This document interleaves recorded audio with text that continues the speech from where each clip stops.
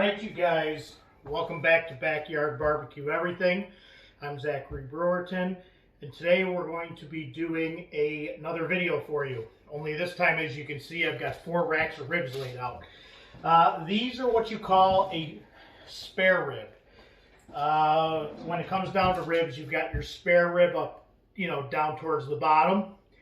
It has a little bit more fat. They tend to be a little bit more misshapen, a little bit bigger. Then you got the St. Louis, which is the cut above it, which tends to be a little bit more meatier, less fat, a little bit more uniform shape. And then you've got either your baby back or your loin ribs up top. It all depends on what you're looking to do. But today we're going to do a very simple cook, and I'm going to show you how to trim up a rack of spare ribs. So stay tuned. This one's going to be great. So with ribs, and don't mind the camera angle, I had to position it in a spot where I could. On the back side of the ribs, you're going to see some fatty membrane and some fatty extra meat. You're going to want to take that off. It just adds for an extra layer that the smoke can't penetrate into the meat. So we're just going to kind of make this as uniform as possible here. So I'm just going off the backhand side here. I'm going off to each rib and I'm trimming it up. I'm going to sit here. I'm going to trim them up, pause them up, and I'll let you know when we're to the next step because I don't want you to waste time watching me trim something. All right, you guys, I'm back. I've pretty much, on this back side of the rib where the bone is exposed, I've made it as flat as I possibly can. So I've done what I could with it and left some of the fat, because that's okay, it's going to render down anyways. Fat is flavor, remember that. And the next step we're going to do, if you look on the back of the ribs here, there is a sort of silver skinish membrane. You don't want to leave that on. I mean, you can if you want. A lot of people leave it, they score it. I personally don't like to leave the membrane on. So you just want to get in and get that membrane off. This one's giving me some problems. Now, in the barbecue world, you can't just sit there and say, oh, I've got a problem. With that being said, if you have a problem getting the membrane off, just like I'm doing here, you're going to want to score the membrane. All it is simply going along the back side with your knife here, and you're going to bring it along, front and back, and then you're going to score it in little cubes. What that's doing is it's leaving the membrane on, so this way if you ever have a problem with that membrane, after it's done cooking, the little bits and pieces are going to come off. I've used this technique before and it works wonders. I learned this technique from Mad Scientist Barbecue, which is Jeremy Yoder, which I want to do a shout out. If you or anybody else is watching this video, please feel free for me to say, hey, this is a huge thanks. His little tip there with scoring the membrane works out wonders if you can't get it off. All right, so this one here I was able to get under the membrane, and I was able to get in here with a napkin or a paper towel, and you can see this like strip line membrane that I'm able to pull off the backside here. You're coming in here, you're pulling this membrane off, and what it's doing is that membrane is more like a silver skin. It's protecting the skin. It's extensive cartilage tissue that doesn't break down or render during the cook. So you either want to remove it, like I said, or score it. I'm not going to bore you guys with more removing a membrane. I'm only doing 2. I'm going to finish up the other 2, and then we'll be back in a couple of minutes. All right, guys, we're back. Just to give you an idea what this membrane looks like, I'm going to give you a close-up. No, I did not cut my finger. There's a lot of veins and a lot of things that run through the membrane. You can see there's a package of fat right there. So this is a membrane. This is what it looks like. Notice how you can't poke your finger through it. It's really, really tough. You can hear it snap. It's a piece of cartilage or silver skin that does not render down during a cook. On a pork rib, it does absolutely no good for you. On a beef rib, it pretty much disintegrates, and I'm washing my hands right now as we speak. So something like that, you'd want to leave it on. But we're going to get back to what we're trying to accomplish here with the ribs. So the next step here is we're going to have to turn these ribs over, and we want to make them uniform. There is really nothing on a rack of spare ribs that I remove, because it's not a rib I would use for a competition or a rib I would use to do anything pretty with. This is backyard barbecue eating. This is something we're going to, you know, do our best with. The only thing I'm going to be removing is excess of skin that's flabby. So you can see right here, this piece of skin, how it's real thin, it's going to overcook, and you just want to square the rib off, which is what we're doing here. That piece is not going to cook even. You want it to be just, we're doing the same thing along this rib here, and make it flat. Because your objective is to get these ribs to cook as even as possible. So once you get that backside exposed like that, and you've got this rib flat, you are pretty much ready to season these puppies, and then there ain't much more to do after that. So if you've watched on the last video, there's a certain way that I go with for working with here. Today we are going to be doing very similar to what I did on the ribeyes. We want to add the foundation, so I like my all-purpose seasoning. Pork ribs, they absorb flavoring really well, so it doesn't really matter. You can go a little bit on the liberal side with your all-purpose seasoning, because there ain't much more that we're going to be doing with the seasoning. And you notice I'm not using binders for any of this stuff, guys. When meat starts to warm up to room temperature, moisture is going to be released from it. Especially after you add seasoning, you're always going to remove moisture. Moisture is going to come out from the product. So we don't have to worry about any additional binders or anything like that. You don't have to worry about the meat not sticking to the seasoning here. I'm just lightly tapping this here. I'm not beating it. I mean, you can if you want, I suppose. You can beat your meat, but that's totally up to you. The other thing you want to look for on this is see if there's any veins on the top. If there's any blood splatter like you saw on the napkin, remove that. Nobody wants to eat it.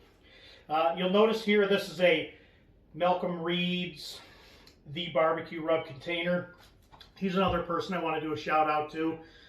I don't know yet how to tag people or put them in the links in the comment section, so we'll work on that. But I've used his Killer Hogs The Barbecue Rub on pretty much every type of meat that I want to use a barbecue rub on, and it's fantastic stuff. It really does bring out the color, but today this is not his rub. This one is my rub. I just used his container to store it in. I'm waiting on my containers to come in the mail. So all we're going to do, we're going to do a pretty medium coat on this. My rub is here to give it those barbecue notes. And you can already see the difference in color in this one versus, so you want that barbecue note and seasoning, plus you want to bring out some extra color in these ribs. So this is a rub that I pretty much use on all barbecued meats. And it's my barbecue rub, mind you. It's called the Pit Rub. That's what I call it. And we'll do just a pretty liberal coat of this rub. The next thing you want to do is you want to add some texture to it. We are going to be cooking on an offset smoker today, so I want to add that true southern style outer bark crunch to this. So that's why I'm using my Texas rub today. This one here is heavy in the pepper department, so we're just going to kind of go liberally light on it, just like that. And it adds some extra crunch to the outer edge. And that's it on that department there. Just going to go light, just like so.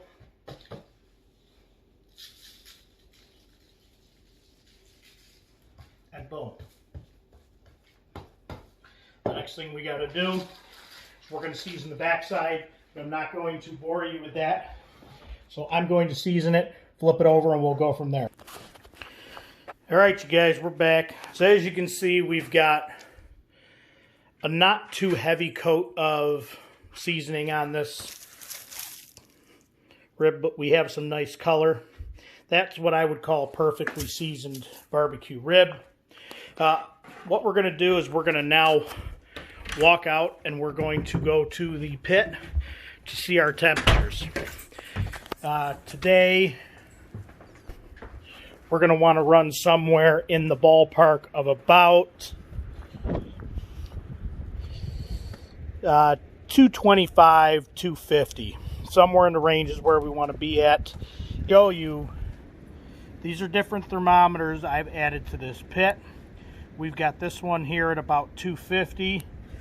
This one's running at 150, and you can totally tell it's not accurate. And then we also have this one here at 175. So we do have a 75-degree window here and gap in between. So what we have to do is we have to attend to the fire here to get some fire moving. The other thing we can do is if I can't get this pit running correctly, I will have to pull out my pellet grill, and I am going to do some fire attending here in a minute to try and get this pit up to temp. And if I can't, back here, then if I can't get this pit up to temp, then what we're going to have to do is we're going to have to fire up the pellet, and I'll let you know. So I'm going to pause it here, work on some settings, and see what I can come up with. All right, you guys, we are back. You can see that one thermometer is at 150. That's at about $1.45. This one's a little low. We're probably in that 130 range, and it's simply due to the fact that we have this setup in between. As you can see, it's windy out. That fires are ripping and roaring. It's only going to take a couple of minutes for the pit to get back up to temp. You can see right here, there's this little gap. I did a makeshift tuning plate here. Because this is a small offset, the firebox is really close to there. So that kind of blocks some of that heat and allows it to go under the aluminum foil with the grates and go up over here and disperse evenly. So I want heat to be able to maneuver and do what it needs to do. So what I'm going to do, I got to fix that grate, and we'll be back in a couple of minutes. All right, so as you can see, and I put my barbecue silicone gloves back on, but right here, that's where, once this heat goes from here to here, it's going to disperse upward and get some of that middle temperature going. And then the rest of it's going to shoot over here to this open space over to where the thermometers are. And you can see where the thermometers are. If you drop down, you're pretty much in that specific zone where you need your temperatures to be read. So what I'm going to do, I'm going to close the lid. I'm going to get the pit back up to 215-ish degrees today. Somewhere between 2 and 225 on this small pit. We're going to let the ribs go and get some color and some bark for probably about 3 hours. Then we're going to up the temperature if we can. I'd like to do 275, but we're going to shoot for 250. And then we'll let that go for maybe another hour and a half. We'll definitely spritz in between. And then the other thing that we're going to do is be able to wrap them towards the end based on what we have. So I'm going to get these going, and we'll see you back in a little while. All right, you guys, there's been a change of plans. The wind keeps changing directions. I have some, but not a whole lot. I thought I had more wood than that, and when I went to look in the bin, that's all I've got. And that is definitely not going to be enough to get me by for the cook that I want. And I'm very disappointed because with the wind changing directions, not keeping a constant fire in the pit, not having enough wood, I can't keep it hot enough with charcoal or lump charcoal. So I do have to resort back to my pellet grill. If there's any options that you guys can think of when running offset when you're low on wood and all you got left is lump or briquettes, feel free to comment down in the comment section below and let me know if there's anything that I can do to change that. But in the meantime, I'm going to fire up the pellet grill, get it stable, and then I will put the racks of ribs on, and we'll be back here shortly. Never mind, change of plans. We're running right at about 145, 155, 160, give or take. So with this being said, and our thermometers are pretty accurate, I was able to go in here, modify that tuning plate. I put another sheet of aluminum foil to cover up any cracks and crevices, so we were able to get better consistent heat flow throughout the chamber. And as I lifted it, 150, 145, I'll take a couple degrees difference. I'm going to go ahead, and I did go to my neighbor's house and I found more wood for smoking that I forgot we left in his garage from a cookout we did last year. So we are going to use the offset, give you a true authentic pit barbecue, and we'll be back shortly. Alright you guys, we are back. Got some more wood here. Got 2 more splits and some chunks. That'll get me by for enough time. Plus, I just added another log and some lump in there. And I've also got my lump charcoal here too. So we should have enough to get us by for this cook.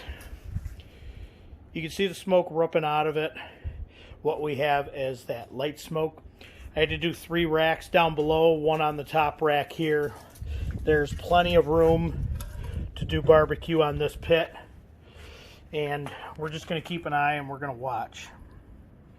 I mean, this temperature, it's slowly coming up. Right now it's hit about 100. This gauge here is pretty close to that 100 mark. This one's not quite there yet. I don't expect it to be because it's got that rack up top. Now we're climbing and we're keeping our temperatures pretty stable here. So the top one here is doing a little bit of climbing also, not much, but we're pretty close here, and overall I think this is going to work out great. So we're going to get these temps stable here, like I said, between that 200 and 225 range. And again, we got the fire going. We're going to close this lid off, and you want to make sure when managing an offset fire, we've got a fire going here out the smokestack. We've got clean bluish style smoke here. Just over 100 on the top rack, 125 over here, 135, 140. So we're off by a little bit, but we do have a lot of meat in there. So we're going to let this go. We're going to check it here in about 2 hours, and we'll go from there. I'll see you back here shortly. Alright you guys, I did want to bring you back here and let you know we're running right at like 195, 200 here. We're running right 200, 205. We're running right around that 190 range here. I have had to put quite a bit of wood in here, as you can see, and that fire's ripping pretty good, only because the amount of meat that we've got in here. And you can see that this smoker is pretty full. Just for that matter, I have had to up how much wood and where the vents are at this point.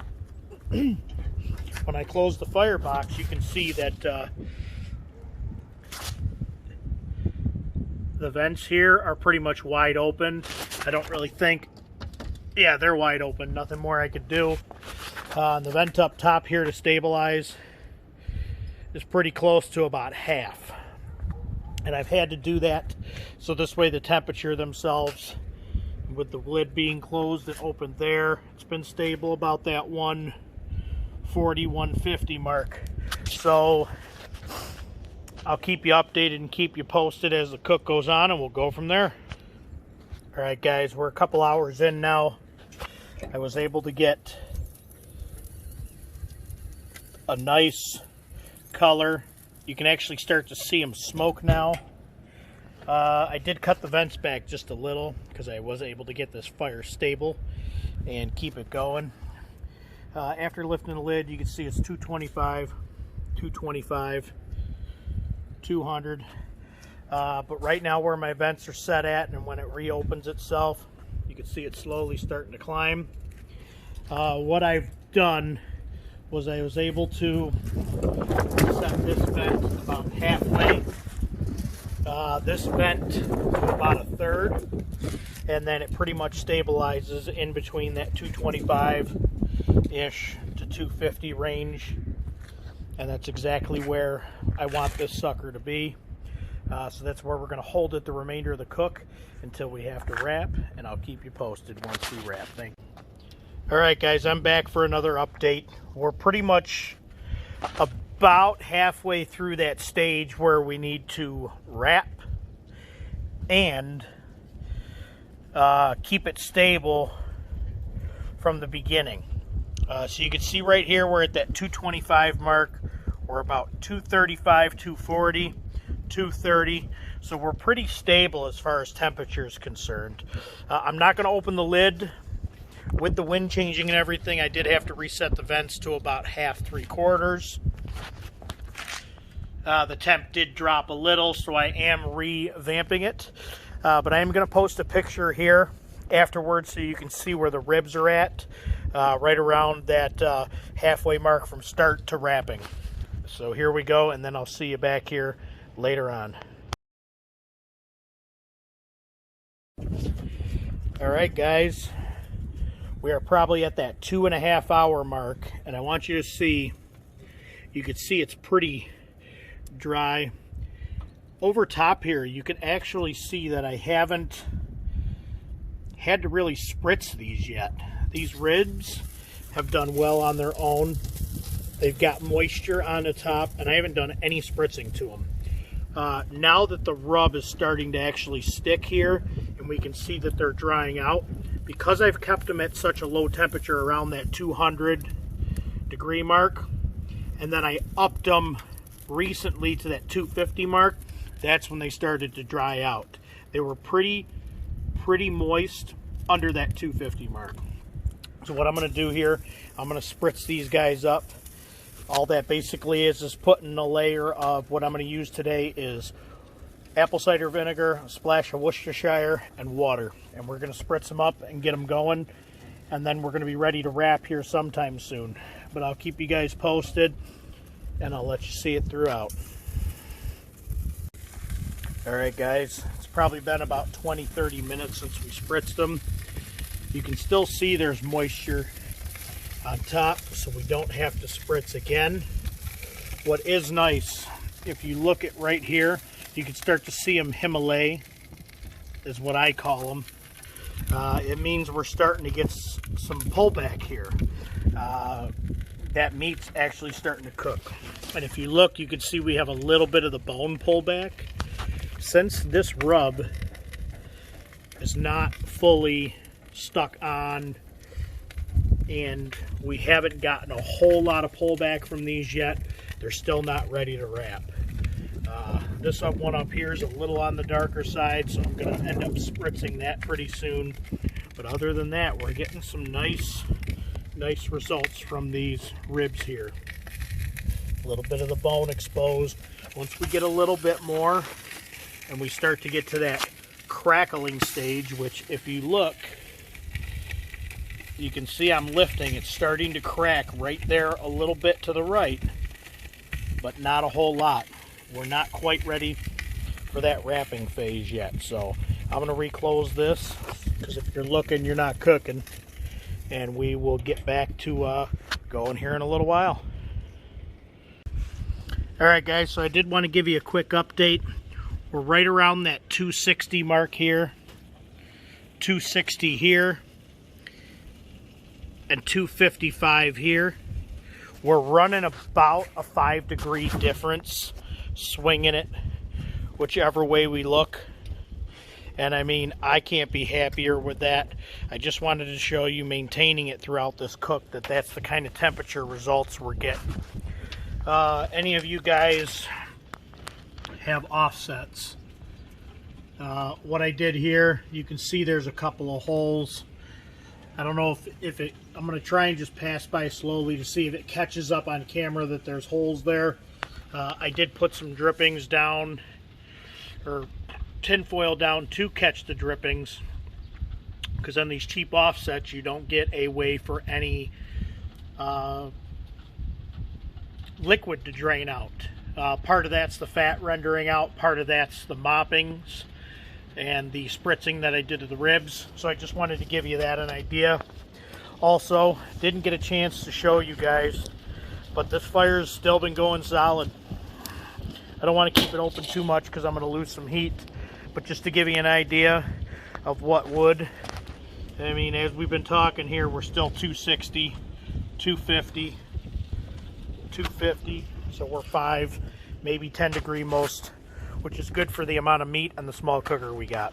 But we're running a hickory and oak combination with apple chunks, and I absolutely love that for a set of ribs. Apple does very, very well with ribs. I did throw a splash of cherry chips in there just to give it a little bit of remnants of that fruit, but it's been majority 75% oak, 10% hickory, and then the other 5 or 10%, whatever it was the apple chunks and the fruit cherry chunks. So we'll leave it at that.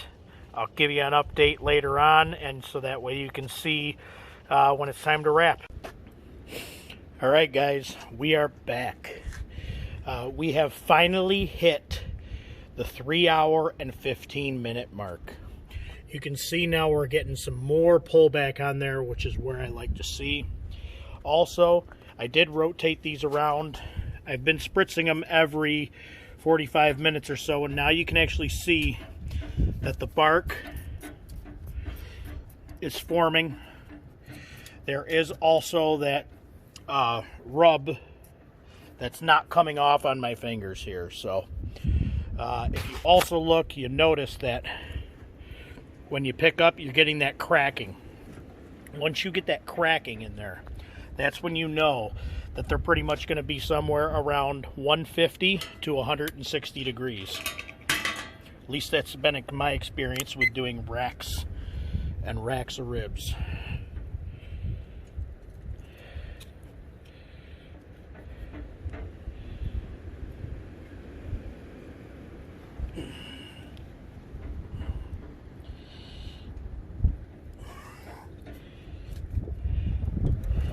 And if we go in, we are at 149, 150-ish. Yeah, 151 we're staying at. It's exactly about where I thought I was. Somewhere between 150 and 160. If I said 155, 165, I was wrong. It's 150 and 160 is when the cracking starts. We are going to put a little more fuel in here, and then we're going to get to wrapping, and I'll show you what we do when we wrap here in a few minutes. All right, you guys, we are back.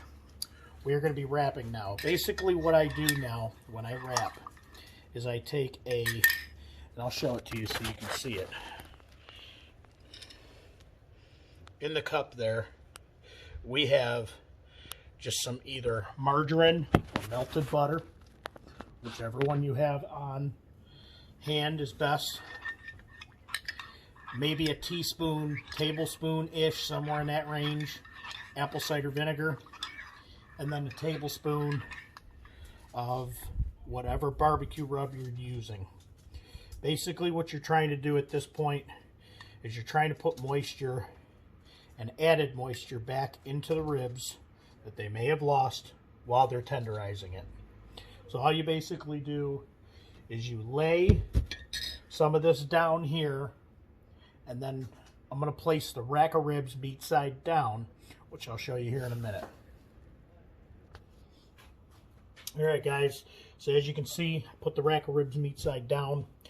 Wrapping is all going to be depending on whether you hit that internal temperature, your bark is formed, the rub is sticking, and of course you have a little bit of bone pull back there. Once you get to that range and you like where you're at, then you have to take it from that 160 to 160-ish range, wrap it, and tenderize it. But you got to have moisture in there for them to tenderize. Now what I do is I just take a spoonful and I drizzle a little bit on the backside. And then once they're laying down, I'm just going to take a little bit and lay it down around the outer edges, like so. And then we place it there. We are going to wrap tight, and we are going to wrap upward, like so. And then we are also going to wrap the backside in like that. And then we are going to take the sides, wrap them up, and go from there. I am definitely not going to bore you by wrapping the other 4 wraps. I just wanted to wrap one and show you. And then once we get done here, place them back on the cooker at 250 to 275 range-ish for another hour and a half roughly, or until they've reached pullback. You generally don't do temperature at this point, but I am going to do temperature here for purposes of learning how to barbecue. We should be somewhere in that range of 195 to 205. So I'll be back here shortly once we get them placed on the grill here. All right, you guys, we're back. So what I've done here is I've wrapped all of the ribs, as you can see, and put them up here, meat side down, so this way I can pull it back and check on the bones and pull back in tenderness. And I put some more logs in, so I'm going to get this fire stable. We're going to be between 250 275 until they reach an internal temperature of about 195 to 200, or they're tender. So we'll catch you on the flip side of that, and we'll get this stable and go from there. All right, you guys, we are back. It's been almost 5 hours, probably 4 hours, 4 hours, 45 minutes. Somewhere in that range. I lost a little track of time here. I just, as you can see, I've got a hole there. I probed all of these. They're all somewhere between the temperature range of about 198 to 202, which is perfect. So I'm going to pull these off. We are going to add some of that spunk that gets lost when you wrap with foil, and we'll be back in a minute. All right, you guys, we are back. This is the final product. As you can see, we do have a couple of dark spots here. This rack of ribs up top, it did get a little bit darker for whatever reason, but overall not too bad. You notice we still have some of that rub still stuck to it, which is nice. We have the bones exposed right here, so we have that pullback we were looking for. Every rib, it's going to be a little different depending. This one over here, with them being spare ribs, different cut, different size, they're obviously going to cook at a little bit different tenderness, but trimming them up to be about the same size, as you can see, definitely helped with that cook. I mean, this is where we are at. We temped out somewhere between 195 and 203, which is perfect for these. I mean, if you lift up also, you can see we have that flexibility that we're looking for, but we're definitely not ready yet. We've lost some of that outer color that we need to get back, and I'm going to show you how we do that here in a couple of minutes. Okay, so we are back. So what I have in here, and you can definitely see that this is thinner than regular barbecue sauce. This is my barbecue glaze. Basically what this is I ran out of my molasses sauce, so I used a little bit of Sweet Baby Ray's and my regular vinegar sauce. What we're going to do is we are going to glaze the top of these and then add a little rub to it to remain the color. So I will be back in a minute when you see what I've done. Alright guys, we're back. I made a huge mess on my table, so some of that has grease. I couldn't get the grease up over here, but I had to clean it up. So basically what we did here, as you can see, we have a little bit more redness now. I basically took that glaze, I glazed all over the ribs, and the final step to get some of that color back is we're just going to lightly take the rub that we got and we add it to the top of the glaze. Just gonna lightly do it as you saw. That rub will dissolve and set back up and give it a little bit brighter color, and that will finish these ribs off. We're going to set the pit somewhere between 225, 250, let it go for about 10-15 minutes, so this way the glaze gets tacky and these ribs will be ready to eat. I'll catch you back when they're done. Alright guys, we are back. They've been on for about 15 minutes, and as you can see, it darkened up as well. Also, none of it's dripping. It means it's tacked up.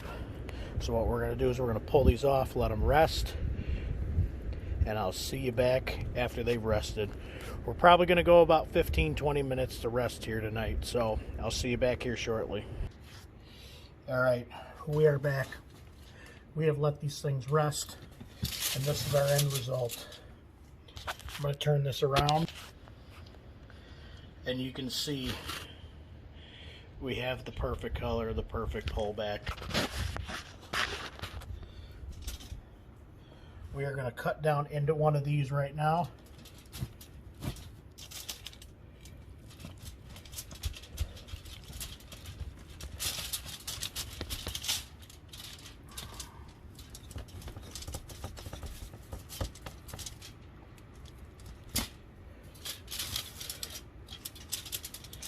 And you can see the steam is still coming off. Right in the center here, it's nice cooked thorough. We got the nice smoke ring on the outside.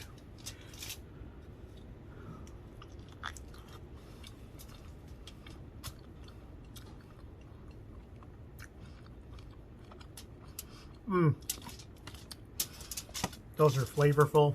Those are tender. Perfect rib in my opinion. Everybody, this is Backyard Barbecue, everything. If you like what we're doing, please subscribe, hit the like button and the bell, and we'll see you next time.